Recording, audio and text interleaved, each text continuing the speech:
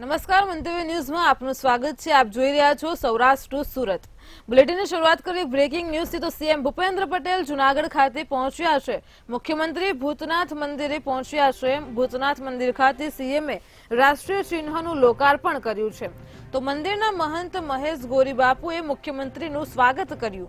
ધારાસભ્ય સંજય કોરડિયા, મહંત શેરનાથ બાપુ ખાસ ઉપસ્થિત રહ્યા છે અને સાથે જ કરશનદાસ બાપુ સહિતના સાધુ સંતો પણ આ કાર્યક્રમમાં ઉપસ્થિત રહ્યા હતા। તો મુખ્યમંત્રી સીએમ ભૂપેન્દ્ર પટેલે જૂનાગઢમાં ભૂતનાથ મહાદેવ મંદિર ખાતે રાષ્ટ્રીય ચિહ્નનું લોકાર્પણ કર્યું છે। આ દરમિયાન મંદિરના મહંત મહેશગીરી બાપુએ મુખ્યમંત્રીનું સ્વાગત કર્યું હતું। તો જૂનાગઢના કાર્યક્રમ દરમિયાન ધારાસભ્ય સંજય કોરડિયા, મહંત શેરનાથ બાપુ, કરશનદાસ બાપુ તથા સાધુ સંતો ખાસ ઉપસ્થિત રહ્યા હતા। વિધાન છે કે જો નગરનો રાજા નગરના મધ્યે રાષ્ટ્રચિહ્નની સ્થાપના કરે તો એનાથી નગર ઉપર પર્જન્ય વૃષ્ટિ, સુખ સંપદા અને વૈભવ આવે। નગરજનોના આ કીર્તિમાન સ્થાપિત થાય, જૂનાગઢ નગરનું નામ રોશન થાય, એ હેતુથી જૂનાગઢના રાજા તો હવે નગરના નાથ એવા જૂનાગઢના નાથ જ કહેવાય। એટલે ભૂતનાથ મહાદેવના પ્રાંગણમાં રાજ્યના રાજા એટલે મુખ્યમંત્રીના હસ્તે આજે રાષ્ટ્રચિહ્નનું અનાવરણ બધા અમારા સંતો, વડીલો અને નગરજનોના ઉપસ્થિતિમાં અનાવરણ કરવામાં આવ્યું। આપ સૌને ખૂબ ખૂબ શુભકામનાઓ। આવતા ગણતંત્ર દિવસની પણ ખૂબ ખૂબ આપને શુભકામનાઓ। તો મોરબીમાં દુષ્કર્મના આરોપીને 10 વર્ષની સખત કેદની સજા થઈ છે। જે રીતે મોરબીથી બ્રેકિંગ ન્યૂઝ સામે આવી રહ્યા છે તો હાલ તો મોરબીમાં વર્ષ 2020માં માનસિક અસ્થિર યુવતી સાથે દુષ્કર્મ થયું હતું। આરોપીઓએ દુષ્કર્મનો વિડીયો ઉતારીને વાયરલ પણ કર્યો હતો। તો મોરબી કોર્ટે આરોપીને 10 વર્ષની સખત કેદની સજા ફટકારી છે। અન્ય આરોપીને શાંકનો લાભ આપીને મુક્ત કરવાનો આદેશ આપવામાં આવ્યો છે। તો આરોપી મહેન્દ્ર રાઠોડને 10 વર્ષની સખત કેદની સજા થઈ છે। મોરબીમાં દુષ્કર્મના આરોપીને 10 વર્ષની સખત કેદની સજા થઈ છે। આરોપી હરેશ જાદવને શંકાનો લાભ આપી નિર્દોષ છોડી મુકાયો છે। તો ભોગ બનનારને વળતર ચૂકવવા માટે પણ આદેશ કરવામાં આવ્યો છે। 43 દસ્તાવેજી પુરાવા અને 19 મૌખિક પુરાવાને આધારે ચુકાદો આવ્યો છે, જેમાં મોરબી દુષ્કર્મના આરોપી એટલે કે આરોપી મહેન્દ્ર રાઠોડને 10 વર્ષની સખત કેદની સજા ફટકારવામાં આવી છે। આરોપીઓએ મળીને દુષ્કર્મનો વિડીયો ઉતારી અને વાયરલ પણ કર્યો હતો। 2020ના વર્ષમાં માનસિક અસ્થિર યુવતી સાથે દુષ્કર્મ કર્યું હતું।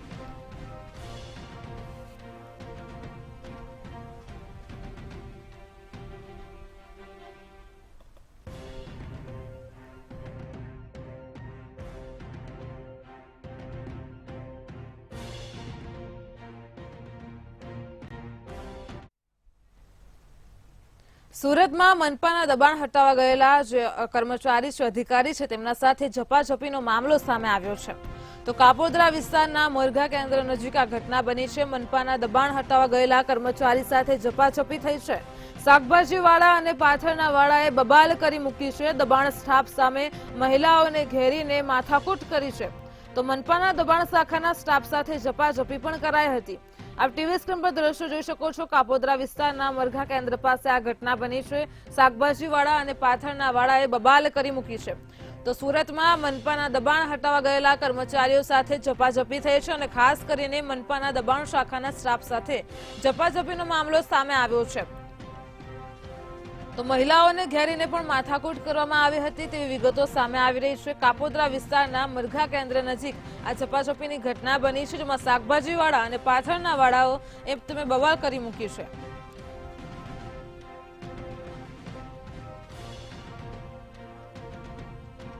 આપ ટીવી સ્ક્રીન પર દ્રશ્યો જોઈ શકો છો કાપોદ્રા વિસ્તારના કે જ્યાં બબાલને પગલે લોકોના ટોળેટોળા એકઠા થઈ ગયા હતા।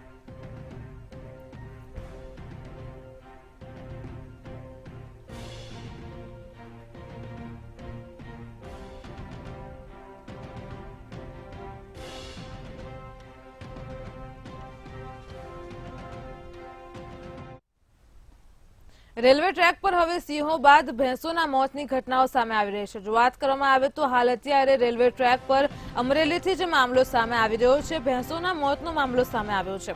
રાજુલાના ભેરાઈ અને ઊંચૈયા વચ્ચે આવેલ ટ્રેક પર આ ઘટના બની છે। ટ્રેક પસાર કરતી વખતે 9 ભેંસનું ટોળું એક ગુડ્સ ટ્રેનની અડફેટે આવ્યું હતું. તો પીપાવાવ પોર્ટ જતી ગુડ્સ ટ્રેનની અડફેટે ભેંસોનું ટોળું આવ્યું હોવાની માહિતી મળી રહી છે. ટ્રેનની અડફેટે 7 ભેંસનું ઘટના સ્થળે જ મોત નીપજ્યા હતા. 2 ભેંસ ગંભીર રીતે ઇજાગ્રસ્ત છે. રાજુલા વન વિભાગની ટીમ પણ ઘટના સ્થળે પહોંચી હતી. તો એક સાથે 7 ભેંસના મોત થતા સ્થાનિકોમાં રોષનો માહોલ ફેલાયો છે. અવારનવાર આપણી સામે આવી ઘટનાઓ આવતી હોય છે, ત્યારે અત્યારે રેલવે ટ્રેક પર સિંહો બાદ હવે ભેંસોના મોતની ઘટના આવી રહી છે, જેના પગલે ત્યાંના સ્થાનિક લોકોમાં રોષનો માહોલ જોવા મળી રહ્યો છે. જો અમરેલીમાં ઘટના બની તેની વાત કરવામાં આવે તો 7 ભેંસનું જે ઘટના સ્થળે જ મોત થયું છે અને અન્ય 2 ભેંસ છે તે ગંભીર રીતે ઇજાગ્રસ્ત છે.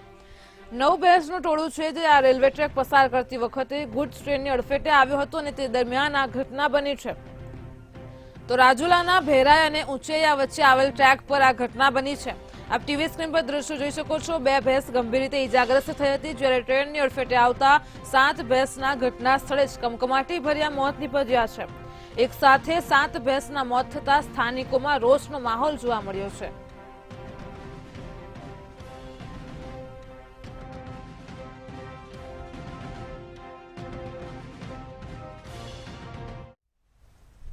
ગીર સોમનાથમાં સોશિયલ મીડિયામાં વિવાદિત પોસ્ટ કરનાર ઝડપાઈ ગયો છે. તો અત્યારે જેવી રીતે ગીર સોમનાથથી બ્રેકિંગ ન્યૂઝ સામે આવી રહ્યા છે. સોશિયલ મીડિયામાં વિવાદિત પોસ્ટ કરનાર ઝડપાઈ ગયો છે. કોમવાદ ફેલાવતા યુવાનને એસઓજી પોલીસે ઝડપી લીધો છે. અયોધ્યા રામ મંદિર સબબ કરી હતી સોશિયલ મીડિયામાં પોસ્ટ. તો પોસ્ટ વાયરલ કરીને અમન અને શાંતિ ડહોળાવવાનો તેને પ્રયાસ કરાયો હતો. તો વાવડી આંધ્રી ગામના શહેજાદ ચૌહાણની પોલીસે ધરપકડ કરી છે. સોમનાથના પ્રભાસ પાટણ વિસ્તારમાંથી આરોપી ઝડપાયો છે. કોમવાદ ફેલાવતા યુવાનને એસઓજી પોલીસે ઝડપી પાડ્યો છે. આપ ટીવી સ્ક્રીન પર દ્રશ્યો જોઈ શકો છો. આ યુવાન સોશિયલ મીડિયામાં વિવાદિત પોસ્ટ કરતો હતો. એસઓજી પોલીસે તેને ઝડપી લીધો છે. સોમનાથના પ્રભાસ પાટણ વિસ્તારમાંથી આરોપી ઝડપાયો છે. વાવડી આંધ્રી ગામના શહેજાદ ચૌહાણની પોલીસે ધરપકડ કરી લીધી છે.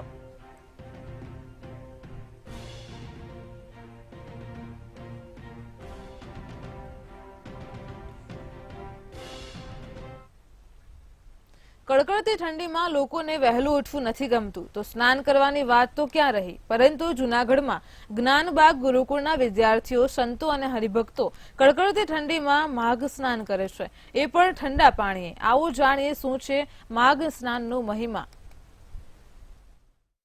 કડકડતી ઠંડીમાં ગરવા ગિરનારની ગોદમાં ભલભલાને ધ્રુજાવી દે એવી ઠંડીના વચ્ચે સંતો અને વિદ્યાર્થીઓએ માઘ સ્નાન કર્યું છે.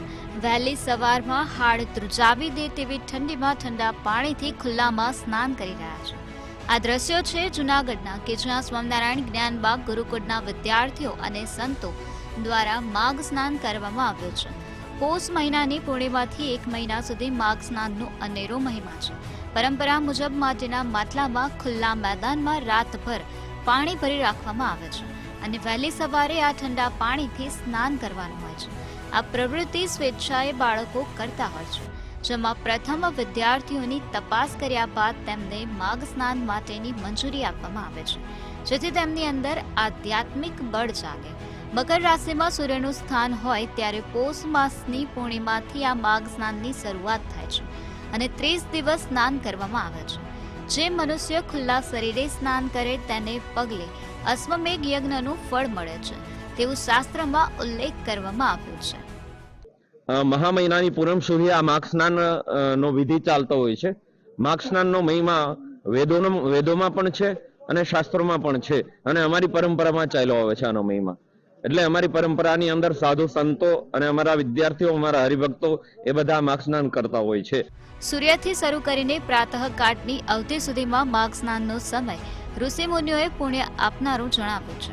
તેથી તારા દેખાતા હોય અને જે સ્નાન કરવું તેને શ્રેષ્ઠ સ્નાન શાસ્ત્રોમાં કહેવામાં આવ્યું છે. સૂર્યોદય પછી સ્નાન કરવું તેને કંઈ સ્નાન કહેવામાં આવ્યું છે. અને સમુદ્રને નહીં મળતી કોઈ પણ નદીમાં માઘ સ્નાન કરવામાં આવે તેને 1 અઠવાડિયાનું ફળ પ્રાપ્ત થાય છે. ત્યારે આ માઘ સ્નાન કરવાથી વિદ્યાર્થીઓમાં આત્મબળ વધે છે. કોઈ પણ મુશ્કેલીમાં કેવી રીતે સામનો કરવો તે માટે સહનશીલતા જેવા ગુણોના વિકાસ થાય છે. જેમ ઝેર ઝેરને મારે છે તેવી જ રીતે ઠંડી ઠંડીને મારે છે. આ ઉપરાંત માઘ સ્નાન કરવાથી શરીરની અંદર નવી ઉર્જાનો સંચાર થાય છે, તેમજ ખસ, ખરજવું અને ગાગર જેવા રોગો થતા નથી. બધા વિદ્યાર્થીઓ સ્વૈચ્છિક માઘ સ્નાન કરતા હોઈએ છીએ. અને દર વર્ષનો વિદ્યાર્થીઓનો અનુભવ છે કે ભાઈ આ માર્ક્સમેન કરવાથી કોઈ રોગ પ્રતિકારક શક્તિ વધે છે અને કોઈ પણ જાતના શરીરના રોગો હોય તો એ ચાલે જાય છે અને વર્ષ દરમિયાન આખા વર્ષ દરમિયાન તમને કોઈ રોગો થતા નથી. માર્ગ સ્નાન કરવાથી અમારો એવો ભાવ હોય છે કે રોગ પ્રતિકારક શક્તિઓ ખૂબ વધે છે, આખો દિવસ ફ્રેશ રહીએ છીએ અને સવારમાં પણ ખૂબ ઠંડી પણ લાગતી નથી અને માર્ગ સ્નાન કરવાથી શરીરમાં અમુક રોગો પણ થતા નથી, ચામડીના થતા જ નથી અને શાસ્ત્રોમાં પણ ખૂબ જ મહિમા કહેવામાં આવ્યો છે. આ દ્રશ્ય જોઈને તો આપ તો ચોંકી ઉઠ્યા છો. કડકડતી ઠંડી વચ્ચે સંતો અને વિદ્યાર્થીઓ ઠંડા પાણીથી સ્નાન કરી રહ્યા છે. હા, આ જ રીતે 1 મહિના સુધી દરરોજ વહેલી સવારે આ માઘ સ્નાન કરવામાં આવશે અને શાસ્ત્ર મુજબ પણ આ સ્નાનનું અનેરું મહત્વ છે. બ્યુરો રિપોર્ટ, મંતવ્ય ન્યૂઝ. મધ્યપ્રદેશના ઉજ્જૈનમાં સરદાર પટેલની પ્રતિમા ઉપર ટ્રેક્ટર ચડાવવાના મામલે અમરેલીના ચમારડી ગામના સરદાર પ્રેમી ગોપાલ વસ્તપરાએ આક્રોશ દર્શાવ્યો છે. તો ગોપાલ વસ્તપરાએ સમગ્ર દેશમાં સરદારની 5000 પ્રતિમાઓ પ્રસ્થાપિત કરવાનો સંકલ્પ કર્યો છે. ત્યારે બનેલ ઘટનાને ગોપાલ વસ્તપરાએ સરદાર સાહેબનું અપમાન એ ગુજરાતનું અને દેશનું અપમાન ગણાવ્યું છે અને મધ્યપ્રદેશના મુખ્યમંત્રી તેમજ દેશના વડાપ્રધાનને આ મામલે કાર્યવાહી કરવા વિનંતી કરી છે. જ્યારે ઉજ્જૈનના ગામની અંદર આ દેશના લોહ પુરુષ એવા સરદાર વલ્લભભાઈ પટેલની પ્રતિમાનું ખંડિત કરવામાં આવી છે, ત્યારે આ દેશના લોહ પુરુષ એવા સરદાર વલ્લભભાઈ પટેલ આ દેશના પૂજ્ય વ્યક્તિ છે અને આ સરદાર વલ્લભભાઈનું અપમાન નથી, આ દેશનું અપમાન છે, આ રાષ્ટ્રનું અપમાન છે અને આ ગુજરાતનું અપમાન છે. રાજકોટના ધોરાજીમાં રાજકારણ ગરમાયું છે. તો રાજકોટમાં ઘણા સમયથી લલિત વસોયા ભાજપમાં જોડાઈ રહ્યા છે તેવી અફવા ફેલાઈ રહી છે, જેને લઈને કોંગ્રેસના લલિત વસોયાએ મોટો ખુલાસો કર્યો છે. જેમાં તેમણે ખુલાસો કરતા જણાવ્યું કે કોંગ્રેસ પાર્ટીએ મને ઘણું આપ્યું છે અને આ મારી ઉપર ઋણ છે અને આ ઋણ ચૂકવવા માટે રાજકોટ જિલ્લા પ્રમુખની જવાબદારી સ્વીકારી છે. ત્યારે કોંગ્રેસના નબળા સમયની અંદર કોંગ્રેસનું ઋણ ચૂકવવા પ્રયત્ન કરવાનો છું. રાજકોટ જિલ્લા કોંગ્રેસના પ્રમુખ તરીકેની જવાબદારી આપી છે. કોંગ્રેસ પાર્ટીએ મને ઘણું બધું આપ્યું છે. કોંગ્રેસ પાર્ટીનું મારી ઉપર ઋણ છે. મિત્રો, મારા પરિવારની એક પરંપરા રહી છે, મારા દાદા પણ મને શીખવાડતા ગયા છે કે કોઈનું ઋણ, કોઈનું કર્જ આપણી માથે ન રહેવું જોઈએ. એ મિત્ર હોય કે દુશ્મન હોય, પણ મરતા પહેલા એનું કર્જ ચૂકવવું જોઈએ. સુરતના લિંબાયત વિસ્તારમાં 20 નવેમ્બરના રોજ એક 8 વર્ષની બાળકીનું મૃત્યુ થયું.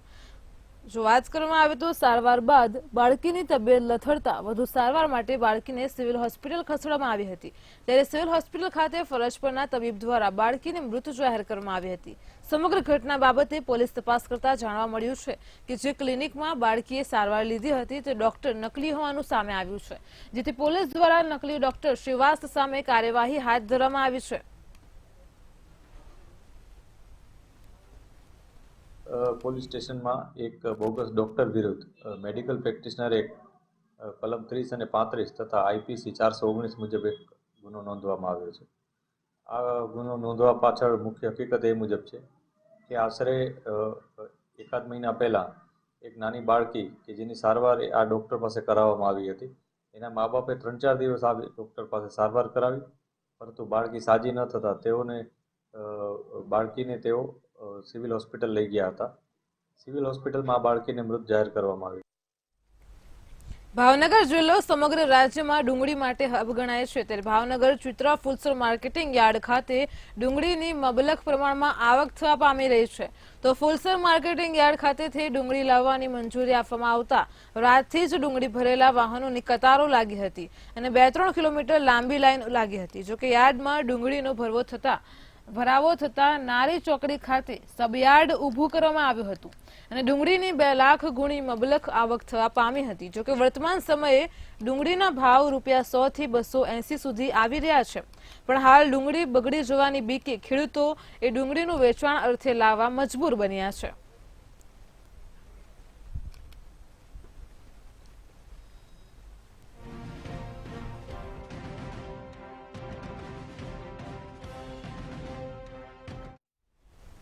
મોરબીના હળવદમાં ભારતીય જનતા યુવા મોરચાનું નમો નવ મતદાતા સંમેલન યોજાયું હતું. ત્યારે હળવદ યાર્ડમાં યોજાયેલા સંમેલનમાં મોટી સંખ્યામાં કાર્યકરો, નેતા અને નવા મતદારો જોડાયા હતા. રાષ્ટ્રીય મતદાતા દિવસે નરેન્દ્રભાઈ મોદીએ નવયુવા મતદાતાઓને વર્ચ્યુઅલ માધ્યમથી સીધો સંવાદ કર્યો હતો. ત્યારે આ પ્રસંગે ભારતીય જનતા પાર્ટીના આગેવાનો સહિત કાર્યકરો ખાસ ઉપસ્થિત રહ્યા હતા.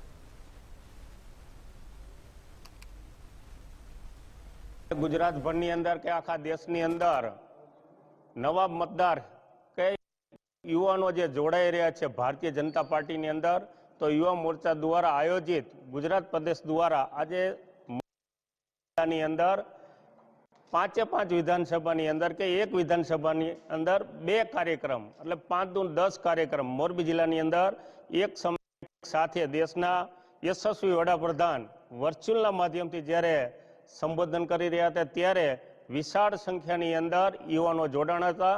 નમો નવ મતદાતા સંમેલનનું આયોજન યુવા મોરચા દ્વારા થયેલું છે.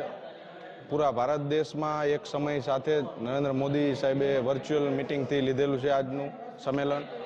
જે હવે પહેલી વખત વોટ જે આપી રહ્યા છે એ લોકોને વર્ચ્યુઅલથી નરેન્દ્રભાઈએ સંદેશ આપેલો છે કે સારી પાર્ટી જોઈને વોટ કરવા અપીલ કરી છે અને દરેક યુવાનોને પોતાના ઘરે પણ સંદેશો આપવા વિનંતી કરી છે. રાજકોટના વોર્ડ નંબર 3 માં આવેલા રેલનગર વિસ્તારમાં પાણીની ફરિયાદને લઈને મહિલાઓનું ટોળું મહાનગરપાલિકા પહોંચ્યું હતું. તો ટાઉનશીપમાં ઘરોના પાણીના કનેક્શન કાપી નાખવા મુદ્દે રજૂઆત કરવા રાજકોટ મહાનગરપાલિકાએ આ મહિલાઓ પહોંચ્યા હતા, જ્યાં તેઓને રોકવામાં આવ્યા હતા. અંદાજિત ₹14 લાખના પાણીનો વેરો પેનલ્ટી ચડાવીને 28 લાખ સુધી પહોંચાડી દીધું છે, જેને લઈને રાજકોટ મ્યુનિસિપલ કમિશનર અને મનપાના પદાધિકારીઓને રજૂઆત કરવા પહોંચ્યા હતા. ત્યારે સમગ્ર મામલે રાજકોટ મહાનગરપાલિકાના સ્ટેન્ડિંગ કમિટીના ચેરમેન જયમીન ઠાકરે જણાવ્યું કે વાત પહોંચી છે, જેને લઈને તેઓ તપાસ કરાવશે. ભગીની નિવેદિતા ટાઉનશીપમાં ફરીથી પાણી કનેક્શન જોડાય અને તેનું જોડાણ થાય તે માટે સૂચિત પણ કર્યા છે. તો વેરો જનરેટ કરવામાં કોઈ ટેકનિકલ ખામી હશે તો તેને સુધારવામાં આવશે.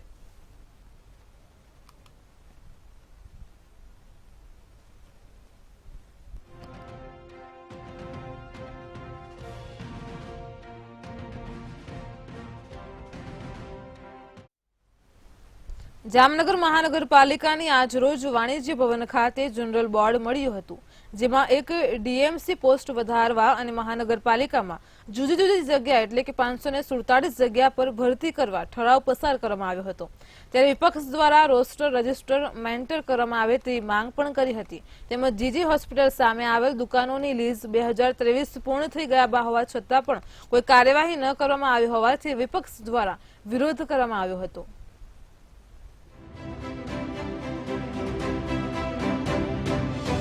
જામનગર મહાનગરપાલિકામાં કમિશનરથી માંડી ડ્રાઈવર સુધી હાલ 1035નું સેટઅપ છે, જેમાં માત્ર 488 જગ્યા જ ભરાયેલ છે, જેથી હાલ 547 જગ્યા ખાલી છે. ત્યારે જેએમસી દ્વારા સેટઅપમાં વધુ 304 કર્મચારીઓનો વધારો કરવામાં આવ્યો છે અને જનરલ બોર્ડમાં 1339 નવા સેટઅપનો ઠરાવ પાસ કરવામાં આવ્યો હતો. ત્યારે લાયકાત વિહોણા કર્મચારીઓ અંગે વિરોધ પક્ષ દ્વારા જનરલ બોર્ડમાં ગરમાગરમી થઈ હતી. તેમજ જીએમસીમાં રોસ્ટર રજિસ્ટર મેન્ટેન થતું ન હોવાથી વિપક્ષે વિરોધ કર્યો હતો. બરોસ્ટર રજિસ્ટર 2008-2012 અને ત્યારબાદ 2023માં કરવામાં આવ્યું હતું. જોકે કમિશનરને લેટર લખી જણાવ્યું હતું, તેમ છતાં રોસ્ટર રજિસ્ટર મેન્ટેન ન થતું હોવાથી વિપક્ષ દ્વારા વિરોધ કરવામાં આવ્યો હતો. આજ રોજ જામનગર મહાનગરપાલિકાની રોજ બોલાવેલ સામાન્ય સભામાં કુલ 6 એજન્ડાઓ રાખેલ હતા અને આ ખાસ સામાન્ય સભા હતી. જામનગર મહાનગરપાલિકા અને જામનગર ઔદ્યોગિક વસાહત 2 અને 3 ઉદ્યોગકારોને ટેક્સ અંગેનો પ્રશ્ન જે લાંબા સમયથી અનિર્ણય હતો તે મહાનગરપાલિકા અને એસોસિએશન વચ્ચે થયેલ એમઓયુ અન્વયે ઉદ્યોગકારોને જે રકમ ભરવા કરવામાં થાય છે એ અંગે રકમ ઉપર વ્યાજ માફ કરવાનો અને સ્કીમની મંજૂરી આપવામાં આવેલી છે.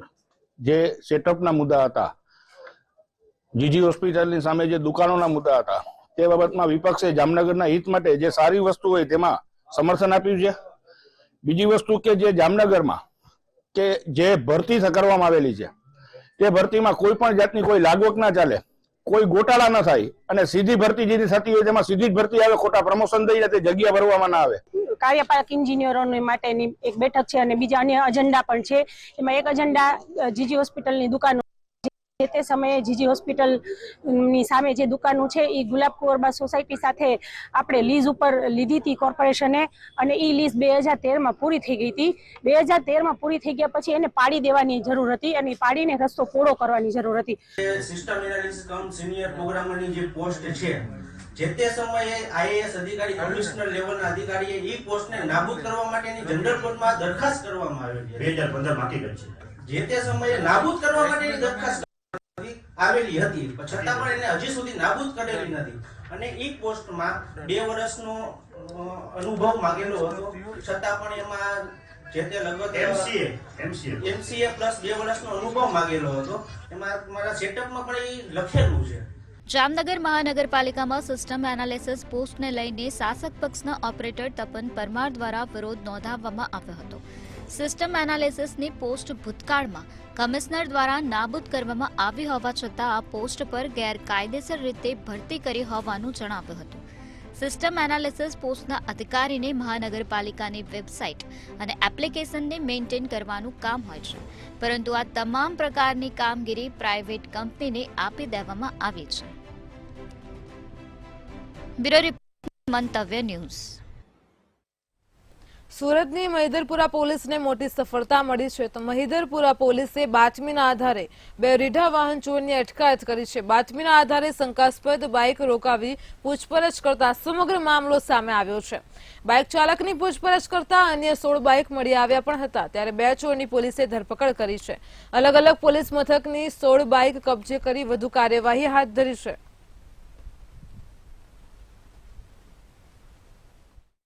આ પેટ્રોલિંગ દરમિયાન મહિધારપુરા પોલીસ સ્ટેશન વિસ્તારમાં રેલવે સ્ટેશનની આસપાસ જ્યારે પોલીસ ચેકિંગ કરી રહી હતી, એ વખતે 2 શંકાસ્પદ ઇસમો ધ્યાનમાં આવેલ હતા. તો તેમની પાસે જે બાઇક હતી એમાંનો નંબર લઈને એ પોકેટ કોપ, જે અમારી પાસે મોબાઈલ આવે છે તેમાં એ સર્ચ કરતા એ બાઇક ચોરી થયેલાનું જણાતા એ બંને ઇસમોને અટકાયત કરી એમની પૂછપરછ કરી અને એમના મોબાઈલને બધી તપાસ કરતા મોબાઈલમાંથી પણ અમુક બાઇકના ફોટોગ્રાફ્સને બધું મળેલું. તો આના આધારે મહિધરપુરા ડિસ્ટાફની ટીમે સુંદર કામગીરી કરી આ લોકોની સઘન પૂછપરછ કરતા આ લોકોના નામ છે મનોજ પાંડુરંગ ગાયકવાડ, ધુલિયા મહારાષ્ટ્રનો રહેવાસી છે, અને રાહુલ દત્તુ મોરે, એ પણ ધુલિયા મહારાષ્ટ્રનો રહેવાસી છે. બંને ઇસમો અહીંયા અવારનવાર ગુજરાતમાં આવી બાઇક ચોરી કરતા હતા.